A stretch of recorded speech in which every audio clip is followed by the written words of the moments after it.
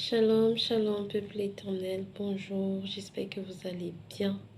Par la grâce de l'éternel, je vais très bien. Aujourd'hui, je viens vous exhorter par le Saint-Esprit qui m'a mis à cœur de vous apporter ce message sur le jugement. Je viens parler des chrétiens qui jugent d'autres chrétiens et aussi qui jugent même les païens. Je parle particulièrement aux chrétiens dépouillés. Parce que voilà, le Seigneur m'a emmené sur cette page à beaucoup orienter mes messages sur le dépouillement. Nous savons tous que nous avons été dépouillés par la grâce de l'Éternel, comme j'ai souvent eu à le dire dans mes précédents messages que je vous ai apportés.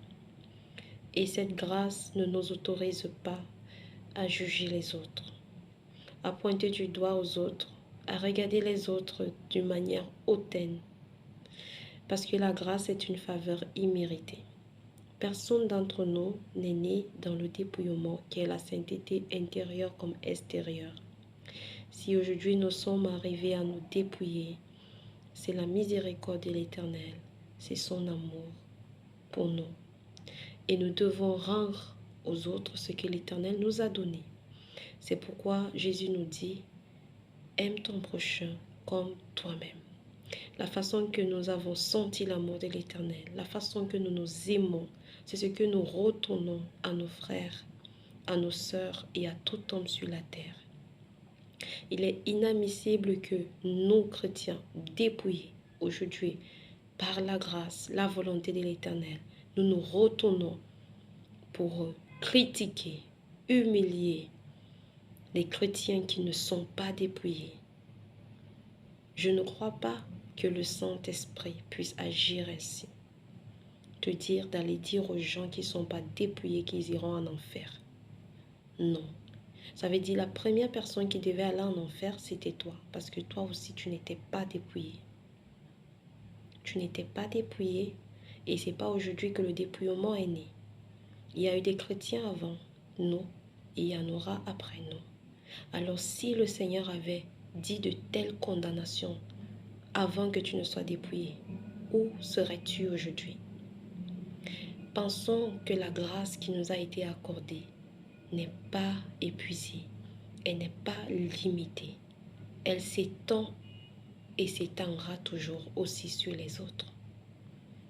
Chacun a son heure. Nous ne sommes pas tous dépouillés au même moment, au même instant, de la même manière. C'est pourquoi nous devons vraiment avoir de la compassion. Jésus dit, heureux les miséricordieux, car ils obtiendront aussi miséricorde. Je lis la parole de Jean chapitre 7, verset 24 avant de poursuivre. Ne jugez pas selon l'apparence, mais jugez selon la justice. Chrétienne dépouillée, pourquoi juges-tu ton frère qui n'est pas dépouillé? Sur quoi tu te bases? N'est-ce sur l'apparence? Bien sûr. Parce que ce chrétien-là que tu juges aujourd'hui, il est comme toi aussi avant. Tu ne connais pas sa marche avec le Seigneur. Tu ne connais pas pourquoi est-ce qu'il met encore ces choses. Déjà, est-ce qu'il a la conviction? Est-ce que le Seigneur s'est révélé? Ne pense pas que c'est parce que tu as dit, que la parole a dit que, c'est écrit que, qu'il va automatiquement s'ajuster. Non. Non. Les choses ne se passent pas ainsi. Il y a certaines personnes qui sont venues me dire l'obéissance vaut mieux que le sacrifice. Mais on obéit à qui? En celui qu'on croit. Et on peut avoir une foi sans conviction avec Jésus. Ça ne marche pas. Pour obéir, il faut la foi. Une foi avec conviction. De telle sorte que quand tu obéis dans la paix, la joie et surtout dans l'amour. Parce que l'Éternel n'est pas quelqu'un qui exerce sur nous un pouvoir maléfique pour nous amener à faire les choses contre notre gré. Jamais. Mes frères et sœurs dépouillés, arrêtons de juger. Parce que ce jugement aujourd'hui a conduit beaucoup dans les calomnies, beaucoup dans des mauvaises pensées. Ah oui, le Seigneur dit ce que tu penses dans ton cœur, il va le révéler. Et c'est un péché de penser mal contre son frère. Parce que parfois, d'autres ne parlent pas, mais seulement le regard, les pensées les condamnent directement. Et si tu juges un non-dépouillé qui est chrétien comme toi, pas sur la justice de l'Éternel, laisse-moi te dire, ton jugement retournera sur toi-même et te condamnera et te sera compté comme un péché très grave. C'est pourquoi Jésus dit la même mesure que tu prends pour mesurer ton frère, il utilisera la même mesure contre toi. Et notre Seigneur nous met en garde avant de juger. Regarde d'abord la paille qui est dans ton œil. Ainsi, tu pourras enlever la pauvre dans l'œil de ton voisin. Nous avons tellement encore de choses à sanctifier dans nos vies, nous qui sommes déjà dépouillés. Nous avons encore tellement de choses à purifier, des délivrances, des aspects de nos vies qui ne sont même pas transformés. C'est pourquoi j'aime dire, le dépouillement est un processus qui continue d'opérer au jour le jour en fonction de notre attachement à Jésus. On ne se dépouille pas en un jour, on dit « Ah, je me suis dépouillé ». Non, non, non, non. Le dépouillement, c'est comme la maison. Ça se construit niveau par niveau. Et c'est Jésus qui va venir l'achever quand il viendra. Parce que celui qui est déjà totalement dépouillé, qu'est-ce qu'il fait encore sur terre? Qu'est-ce qu'il fait encore sur terre si tu es déjà totalement dépouillé dans toute l'entièreté, corps, âme et esprit? Sache que mon frère, tu n'es plus quelqu'un, un citoyen de la terre. Tu dois déjà partir. Ou tu as manqué vraiment quelque chose, je ne sais pas.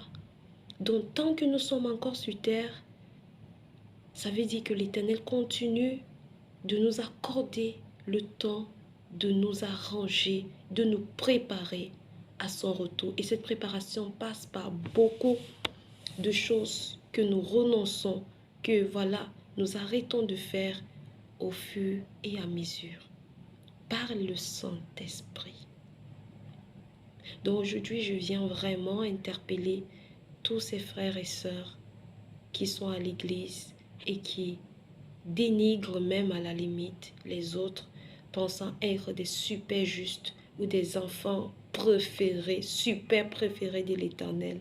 Mais non, si l'Éternel a sacrifié son Fils, ce qu'il a mis toute son affection pour nous, depuis ce jour, nous tous devant l'Éternel, nous avons une place.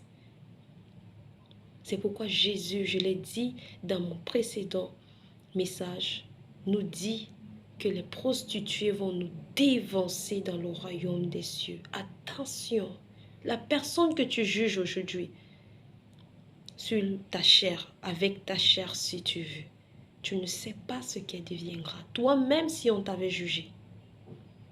Si réellement ton dépouillement, c'est le Seigneur qui t'a parlé, arrête de le faire. Parce que tu as Christ et tu hérites le Saint-Esprit. La parole dit que nous devons être dans la paix et la sainteté. Il n'y a pas de sainteté sans paix. Si tu veux conserver ta sainteté, si tu veux continuer à te sanctifier, sois en paix avec tout homme et arrête de juger ton prochain. Et même quand la parole dit dans 2 Corinthiens, 1 Corinthiens chapitre 2, je précise, que l'homme spirituel juge de tout. On parle bien de l'homme spirituel. Enlever les perruques, porter une longue robe, ne plus porter les talons, ne fait pas de toi une personne spirituelle. Une personne spirituelle qui a l'esprit de Jésus, c'est une personne qui aime et qui marche dans la vérité. C'est qui lui donne le droit de juger les actes et non les personnes. De juger les actes de ceux qui sont en Christ mais qui s'égarent. De ceux qui sont en Christ mais qui pêche encore d'une manière ou d'une autre.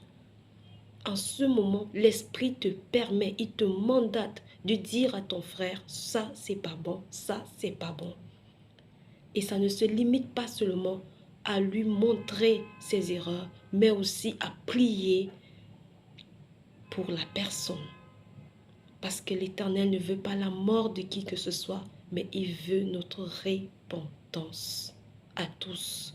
Il veut notre conversion. Donc mon frère, ma soeur, arrête de juger. Et ceux qui sont dépouillés, qui jugent encore d'autres dépouillés, vous avez fait fort, comme on dit souvent. Vous avez un peu exagéré, un peu trop même. Un peu trop. Soyons justes et vrais. Quand un frère se dépouille, cela lui prend parfois du temps. Lui-même ne comprend pas ce qui se passe dans sa vie. Ne viens pas encore lui dire, ta jupe est trop courte, ta jupe est trop longue, ton chapeau est trop, ton foulard est mal attaché. C'est la façon des Arabes, c'est la façon de ceci. S'il vous plaît. S'il vous plaît. Parfois, ta propre lumière peut aider l'autre à être plus éclairé. Si c'est quelqu'un qui cherche vraiment le Seigneur et qui, voilà, son dépouillement n'est pas encore bien ajusté là comme le Saint-Esprit veut, fais confiance au Saint-Esprit déjà qu'il lui a même déjà donné la conviction d'enlever d'abord ce qu'il a enlevé, afin qu'il puisse aussi mettre ce qu'il a à mettre au fur et à mesure que la personne obéira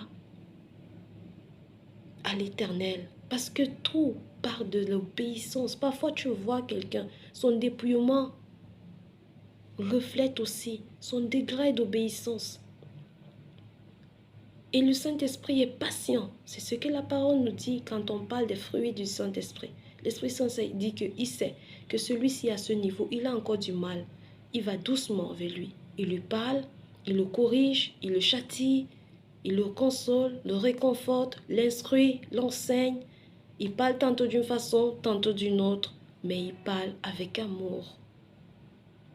Il ne condamne pas le Saint-Esprit. Le Saint-Esprit ne juge pas les hommes. Peut-être vous confondez juger l'acte et juger l'homme. Le jugement de l'homme aura lieu lorsque le Christ va détruire la terre. À la fin de toute chose, que le jugement de l'homme aura lieu. Mais là, l'Esprit Saint, il révèle les imperfections et amène tout à la perfection de Christ. C'est pourquoi Jésus même dit, ne pensez pas que je suis venu juger, mais je suis venu sauver. Pour le moment que la grâce est encore disponible, nous sommes tous encore appelés au salut. Et le salut est encore accessible à tout le monde. Sorciers même, magiciens, prostituées, homosexuels, tout le monde a droit au salut. Prions pour ceux qui ne sont pas dépouillés. Aidons ceux qui sont dépouillés par l'amour de Christ qui est en nous, à avoir un dépouillement qui plaît au Saint-Esprit si nous sommes mandatés à le faire de la bonne manière et avec la sagesse du Saint-Esprit qui va avec. Ne soyons pas des pierres d'achoppement des occasions de chute en décourageant d'autres, en suscitant la peur, parce que tout ça, la peur comme le découragement, sont des opposés de la foi, des forces opposées de la foi. Il ne faut pas qu'à cause de toi, un frère quitte le Seigneur. Il ne faut pas que quelqu'un se sente oppressé à cause de ta bouche, à cause de ta façon de le regarder et de même être avec lui. Lorsque le fils prodigue est revenu vers son père, je ne pense pas qu'il était dans un état pur, sain, non. Avec tout ce qu'il avait traversé, il est revenu très sale. Mais son père l'a d'abord accueilli et ensuite revêtu.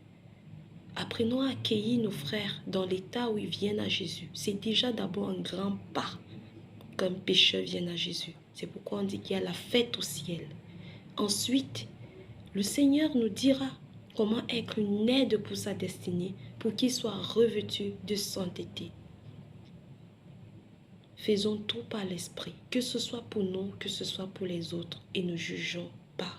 Si ce n'est pas selon la justice de l'Éternel, si ce n'est pas l'Esprit Saint qui nous dit, ne jugeons plus. Arrêtons de dire n'importe quoi, parce que nous nous sentons déjà mieux que les autres. Et la parole nous dit que celui qui est debout prenne garde de ne pas tomber.